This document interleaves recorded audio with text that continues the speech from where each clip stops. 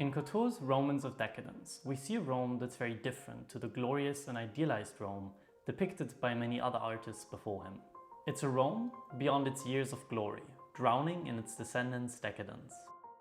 The heroized sculptures are contrasted to the figures indulging in an idle existence of pleasure. We can also see this contrast in the geometry of the figures and the architecture. While the columns are straight and upright, representing order and rectitude, the figures are in contorted positions, representing corruption by resting on their ancestors' laurels. When looking closely at the architecture, you might notice it fading in the background, representing a Rome that's lost its path. The background also seems inaccessible to the beholder if you've actually seen the painting yourself. The only things not just visible, but striking out are the figures in the foreground. At its first exhibition in 1847, the painting was extremely popular because it reflected the French experience at the time. France seemed to have lost its path. It was in the experience of the Industrial Revolution when many people lost their ways, not just by the challenges, but also the comforts of the period. While most people were in work, they also were cogs in a machine they didn't understand anymore. What I'm trying to say with this very long anecdote that probably cost me half of the people watching this video is that this painting is just as relevant, if not more relevant, than it was in 1847. We too are living in a world of rapid change that's becoming harder and harder to understand, while at the same time having access to an unlimited supply of pleasure. Just think of all the big words that are thrown around in the news about the future.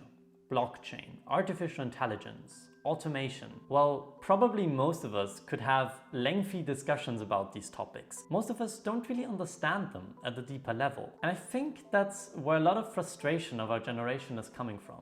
We are constantly bombarded with the success of the people that use those innovations for their advantage, like Jeff Bezos and Elon Musk. But at the same time, our subconscious is aware that these things seem impossible or at least very hard to understand. So what can a frustrated mind do? It can escape to, as mentioned before, pleasure. And there seems to be unlimited supplies of it nowadays. You don't have to go to a dark alleyway anymore to get your crack cocaine. You can get it for free, right on your phone. So I would like you to do a little mental exercise. And this might sound very boomer to you, but stick with me. Think of all the things that you're starting to not understand anymore.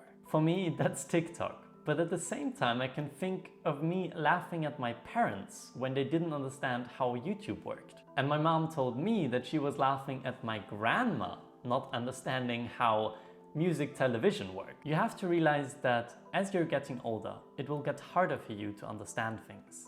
So take a step back and recognize the pattern. Try to understand why your parents were skeptical of YouTube and why their parents were skeptical of music television. I think it's because our media seems to get shorter and shorter, less about education and more about entertainment. So start with TikTok and go all the way back to ancient books and think about not just the difference in educational value, but also the degree of immersion each one can give you. That is, how much time you spend with each one. Because our brain needs time to grasp certain complex concepts. And the 1-minute TikTok oftentimes isn't enough. Now, where does this leave us? At least in my case, it left me idle, addicted to being entertained while experiencing the effects of the addiction, experiencing less pleasure the more I did it. Not just the things I didn't enjoy that much before, like studying became harder. Even the things I used to enjoy became boring compared to the cheap high I could get from just watching a video. Because all the things I enjoyed required at least some degree of effort, while indulging in a short video didn't. I have a feeling that many people are feeling the same way, and it makes me think of this Father John Misty song, Total Entertainment Forever. The outro of the song goes something like this. When the historians find us, we'll be in our homes, plugged into our hubs, skin and bones. A frozen smile on every face as the stories replay. This must have been a wonderful place. Well, this is a very dystopian song. The basic idea is that aliens are coming to Earth, and the only thing they find left of humanity is that. Okay, so let's back up from this very sinister future and talk about what you can do right now. You could try becoming aware of how you're using your time. Try not watching any YouTube videos or TikToks for a day, and notice how much time you got for the things you actually enjoy, or at least used to. I'm not trying to say that you should stop watching videos. Please don't stop watching this video, by the way. Also, I'm incapable of winking, so that's that. But back to the video. I'm not saying that you should stop watching videos. I'm saying that you should think about why you're watching them. Are you watching them to escape boredom, or are you watching them to learn something and be inspired? To be honest, for me personally, it was a bit of both, but most of the time the former, to not be bored. But I want you to try something crazy. Allow yourself to be bored.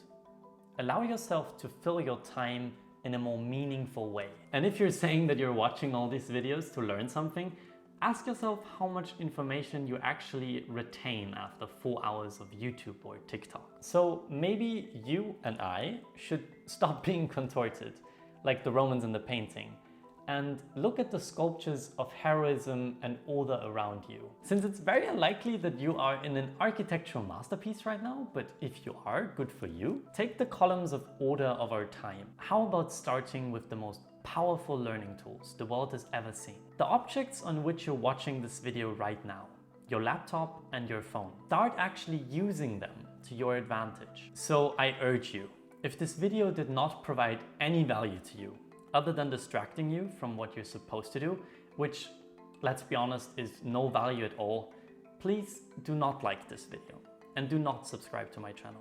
Think about what your time is actually worth and realize that oftentimes it's not the world that's selling you short, it's you. Now, I hope this video wasn't too serious for your liking and that it did provide some value to you. If it did, I would ask you to consider subscribing and hitting the bell icon so you don't miss any of my future videos. And with that, see you next time. Have a good one. Goodbye.